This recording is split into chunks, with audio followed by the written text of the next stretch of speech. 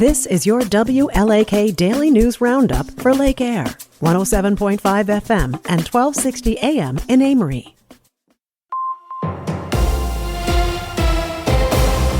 For WLAK News, I'm James Kelly. National Oceanic and Atmospheric Administration officials say the mild fall weather has left the waters of Lake Superior about 5 degrees warmer than average. According to a Northern News Now report, the average water temperature recorded on Lake Superior this year is about 53 degrees, higher than the usual mark of 48 degrees at this time of year. They also say 53 degrees is the second warmest that Lake Superior has ever been through this point in October. Experts warn that temperature shifts could impact things like algae blooms and fish habitats.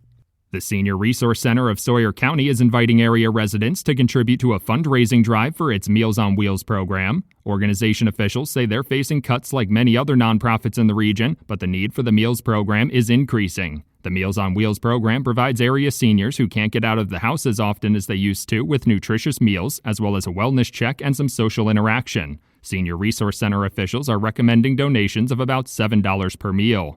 The Wisconsin Department of Health Services has announced a notable increase in the number of children being screened for lead exposure this year. According to a press release, about 26% more children under the age of 6 have been screened for lead exposure compared to last year. DHS officials shared the data to honor National Lead Poisoning Prevention Week. They say screening more kids for lead exposure allows state and local health departments to catch more cases of lead poisoning before they lead to serious health impacts for the kids.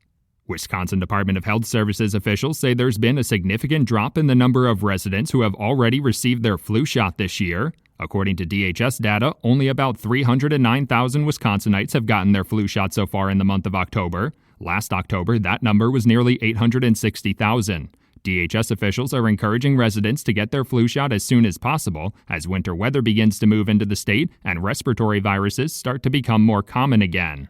After weeks of consideration, the city of Shell Lake has officially decided what to do with the donated sculpture. The city had originally considered plans to place the sculpture of a woman on a paddleboard with her dog in Memorial Park, but a number of residents expressed concerns over whether the Veterans Park was the right place for it. The city council then decided to accept the sculpture, but tasked the Plan Commission with finding a better place for it. At its meeting this month, the city council approved placing the sculpture at the Shell Lake Arts Center.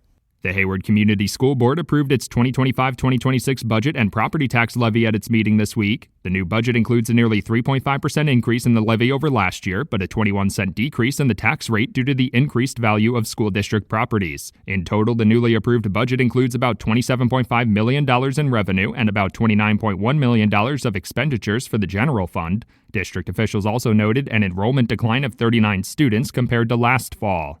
Attorney General Josh Kaul has announced Wisconsin will join another multi-state coalition in filing an amicus brief challenging the deployment of the National Guard in Chicago. According to a press release, the brief argues the Trump administration's deployment of the National Guard is unlawful, unconstitutional, and undemocratic. In a statement, Attorney General Kaul said allowing a president to deploy the military into cities over the objection of their governors would be fundamentally inconsistent with our system of government.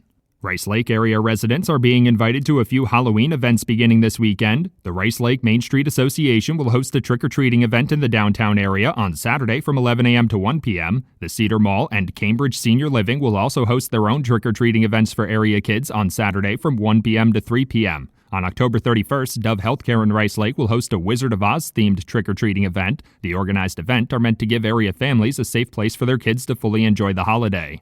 Wisconsin Governor Tony Evers has signed a pair of bipartisan bills aimed at bolstering EMS services. According to a press release, the bills aim to reduce financial barriers for residents pursuing a career in the field and increase the Medicaid reimbursement rate to reduce the financial burden for local governments and providers. Under the new laws, the Wisconsin Technical College System Board will award grant funding to technical college that offer an EMS program, and the Medicaid reimbursement rate for ambulance responses will increase to $175. Following Wisconsin Attorney General Josh Kaul's decision to seek re-election in 2026, his Republican opponent from the 2022 election has announced he will also run again. On Tuesday, Fond du Lac County District Attorney Eric Toney officially announced he will run for Attorney General in the 2026 election. Kaul narrowly defeated Toney in 2022 by about a 1.3% margin. In his announcement, Toney said his top priorities if elected would include addressing the fentanyl crisis, changing crime lab practices, and targeting violent crime in Milwaukee. For WLAK News, I'm James Kelly.